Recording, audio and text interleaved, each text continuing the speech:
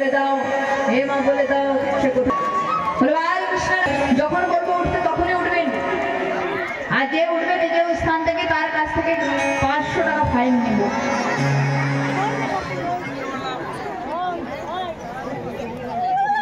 এবার আসুন, কোথায় যাবো আমরা? আমরা এবার গোকুলে যাই। গোকুলের রাজা নন্দ বাবা আশীর্বাদ হয়ে গেছে। অনেক দানি, অনেক মানি, অনেক নাম, অনেক সম্মান নন্দ বাবা।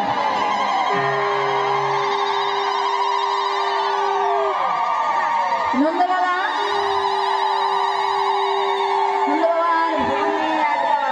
ব্রাহ্মণদের আগমন হয়েছে।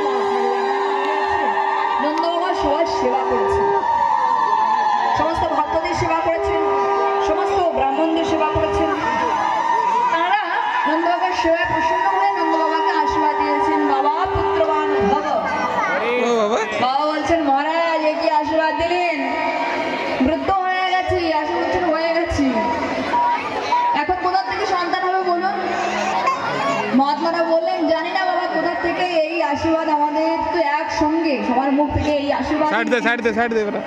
যাই হোক, আমরা খুব চেষ্টা করবো, দেখি কিভাবে তোমার পুত্র না হয়, কিভাবে সন্তান না হয়। আমরা খুব যজ্ঞ করবো, খুব নাম করবো, খুব মহাজন করবো।